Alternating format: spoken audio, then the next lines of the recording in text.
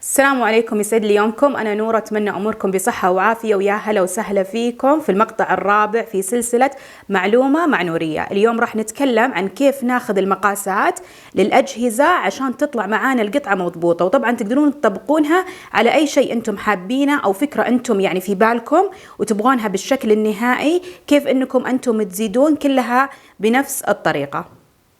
راح اخذ المقاسات لحافظة او حقيبة اللابتوب، عشان احنا عندنا هنا في القطعة ما لها جوانب ولا لها قاعدة، فالمقاسات بتكون يعني شوي اكثر. عندنا الان بالضبط عرض الجهاز 19 سنتي، وزي ما قلت لكم لأن ما له حواف راح نزيد 4 سنتي من كل جهة، فبيكون عندنا 23 سنتي. هذه 23 سنتي كأنها الشكل أو المقاس النهائي للقطعة.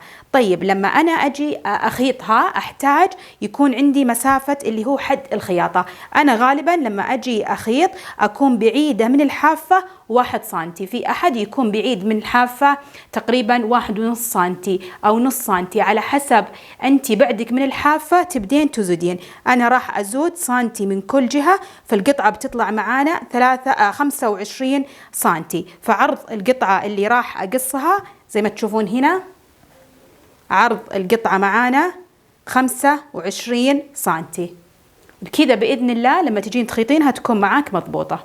أيضا بنفس الطريقة للطول، نشوف طول الجهاز ونضيف 4 سنتي عشان المساحة، وبعدها نضيف سنتيين اللي هي حد الخياطة. وزي ما قلت لكم زيادة 4 سنتي على المقاس الأساسي اللي احنا نبغاه، عشان لما نجي ندخله يكون التدخيل يعني سهل وما يتمزع معنا القماش، وأيضا ما يخرب معنا الجهاز. دائما أنا لما أجي أخيط أخلي طرف الدواسة مع طرف القماش، لأن قصي مستقيم راح تطلع خياطتي مستقيمة، فحققت أول هدف إن خياطتي تكون مستقيمة. وأيضا الهدف اللي أنا الحين أتكلم عنه اللي هو المقاس يطلع معانا مضبوط، لأني أنا حسبت 1 سنتي زيادة للخياطة، فأنا دائما لما أمشي بخط مستقيم راح يكون 1 سنتي، وبكذا تطلع معانا القطعة مضبوطة وزي ما إحنا نبغاها. بس لما يكون عندنا الخياطة مايلة أو إني أخذ من القماش أكثر من اللي أنا حسبته، راح تكون معانا القطعة صغيرة. عندي مثلا هذا التابلت أو الآيباد، راح نشوف العرض حقه. العرض تقريبا أو بالضبط 15 سنتي ونص، راح نضيف عليها 4 سنتي بيطلع معانا 19 سنتي ونص، وبعدها راح نضيف حد الخياطة يطلع معانا العرض 21 ونص. طبعا أنا أضفت سنتي اللي هو حد الخياطة، ممكن أنت تضيفين 1 ونص، يعني أنت تشوفين أنت بالعادة كم تتركين مسافة من حافة القماش. الطول عندنا 24 سنتي ونص، ونضيف عليها 4 سنتي فيكون عندنا 28 ونص، وبعدها سنتيين حقة الخياطة فتكون معانا 30 سنتي ونص. يعني القطعة اللي راح نقصها 21 ونص في 30 ونص سنتي. بكذا إذا جينا إحنا نخيطها بإذن الله بتطلع معانا القطعة مرة مضبوطة.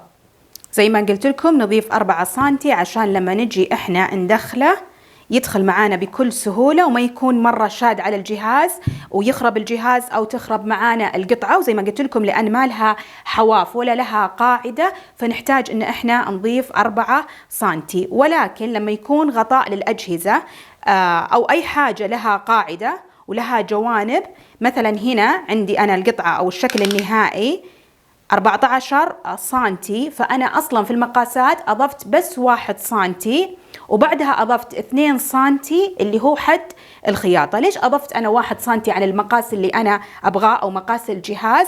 عشان لما أجي أدخل القطعة يعني ألبس الجهاز ما يكون شاد يعني على الجهاز لدرجة إني أنا ما أقدر أدخله، فأضفت سنتي هنا سنتي هنا سنتي هنا وأيضا سنتي هنا، يعني أشوف بالضبط طول الجهاز وعرضه وارتفاعه كم بالضبط، وأزيد عليها سنتي وبعدها أزيد 2 سنتي اللي هو حد الخياطة، وبكذا تطلع معانا القطعة مضبوطة.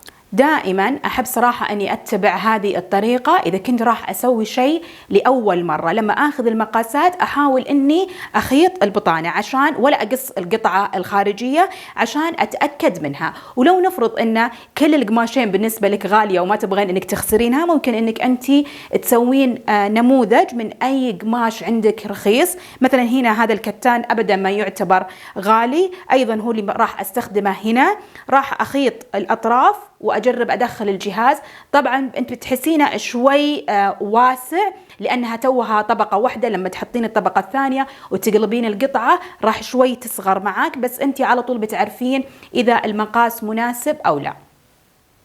وبكذا تكون القطع جاهزة عندي. نحتاج قطعتين داخلية، قطعتين خارجية أنا راح أسوي لها تضريب. وأيضا الجيب أنا كان هنا عندي قطعة واحدة أنا راح أخليها فيها فوم ولها من وراء يعني قماش خلفي، لأن هنا راح يكون فوم فبحط قماش خلفي. راح أسوي للقطع تضريب وبعدها أخيطها بنفس الطريقة، وتلقون الطريقة في صندوق الوصف. وبكذا بإذن الله تطلع معاكم القطعة مضبوطة.